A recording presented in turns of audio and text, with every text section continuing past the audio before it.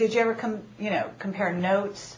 We formed, back in those days, what we called the Old Boys Network. And this network was made up of people like myself, enlisted and commissioned, of all services, Air Force, Marines, Army, Navy, as I said, all ranks. Mm-hmm. There were others like me who were so engrossed by this and excited by it and what it meant. You hear a few of them coming out even today, those that are still alive, saying what I saw, what I learned, what I concluded, the reports I studied, the contacts that I knew happened. Some of them had contacts themselves. Sure. Personal Contacts with some of these guys. Okay, so Phil Corso was an example. You familiar with who he was? Absolutely. I knew Phil fairly well. He and I were speakers at several conferences together. And in Italy, I got to know him pretty well. Phil shared with me things that he had happen to him.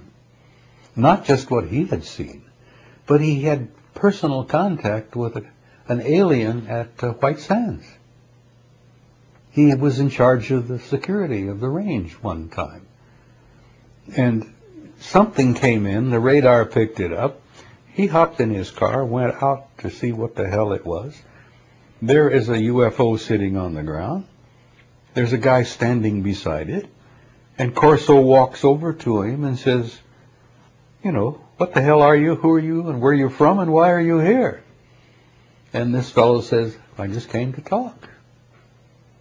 And Corso asked him, he says, well, are you with us or are you against us? Simple military type question, you know, are you with me or are you against me? Mm-hmm. And this guy says, neither. We're neither for you or are we against you? And he had a conversation with this guy that lasted over an hour. And the guy says, please turn off your radar. It disturbs my control or my guidance system so I can leave. Corso went back to the shop or back to the headquarters, turned off the radar, and away he went. I got to know, through the Old Boys Network, dozens of guys like myself who were as excited and enthused about the thing as I was. But they didn't become whistleblowers. What's the difference? Some of them did. Some of them lost their commissions. Some of them lost their rank. Can you name somebody? If they became a whistleblower, do I know them? No. What happened? Many of them just retired and died. Okay, so they tried to blow the whistle, but they didn't get known. They haven't lasted. Let me explain something that you have that allowed you to I was one of the loudest loudmouths. And this is my nature. I retired as a command sergeant major. Mm-hmm. And that rank gives me the privilege to open my big yap to anybody. The generals, the admirals, and everybody in between. You see? It's a unique kind of rank to have. I see. The generals depend on you to tell them the truth. Whether they like it or not. And so you learn to tell them the truth. Well, I turned out to be a big mouth. I sat on this for, when did I come out of the closet, so to speak? This term. Right. Yeah. From 1967. I sat on this until from 67 to 92 or 1. 91? I believe I came out of the closet in 91. Okay. So that's a long time. Yeah. I respected my oath, which I swore.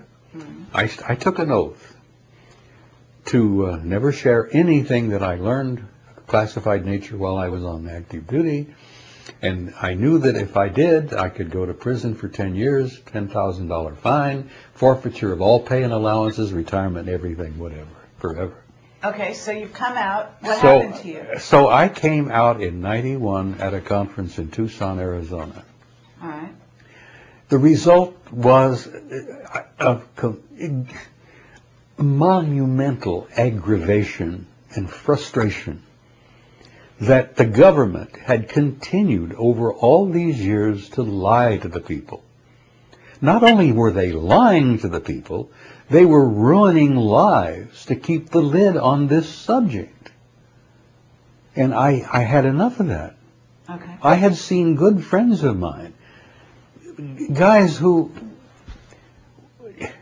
they had said something to the wrong person at the wrong way at the wrong time, and they sent them to Iceland. You know? They reassigned them? They assigned them to Iceland without their families. Ah. A 3-year assignment in Iceland. That's like the Russians sending you to Siberia. Okay. And we have this in this country, the ability to do that. There are assignments here and there that, you know, I don't want to use the wrong term and embarrass you, but you've heard the term annus mundi? We have places on the earth where we have military bases, and if you send you there, everybody says, bye. We'll probably never hear from you again, you know. Okay, but that didn't happen to you. No, it didn't. And Why let me not? tell you You know something. why? The more I learned, the more aggravated I became. And at 91, I think it was, when I came out, Wendell Stevens is a good friend of mine, member of the Old Boys Network, retired Lieutenant Colonel, Air Force fighter pilot. Okay. Wendell is still alive down in Tucson. He and I were close for years. When I retired from the Army, I bought a house in Tucson, and lo and behold, I found I was right across the street from Stevens. Anyhow, he went to prison, and it was a trumped-up, fixed political deal. I always suspected it was because he had spoken out openly on the subject. Okay. Now, there were people who say, no, Wendell just made a dumb mistake, and he broke the law, and off he went. He spent, 3 years in prison.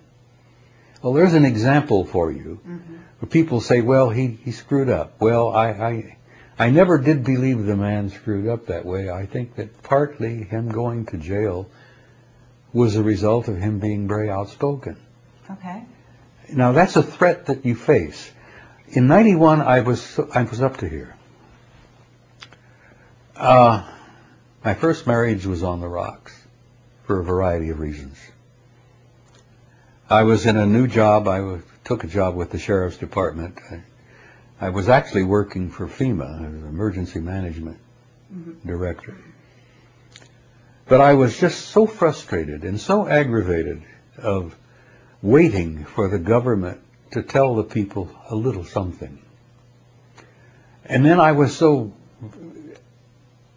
frustrated and angered by the fact that not only were they not telling them the truth, they were telling them blatant lies.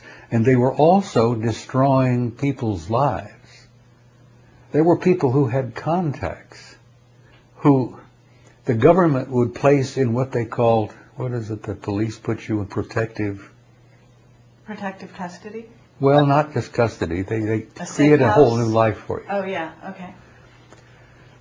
I had seen examples of military families' lives destroyed because someone... the person spoke out? Well, a pilot would come back from a mission, Uh-huh. and before they got to him, he said something to somebody.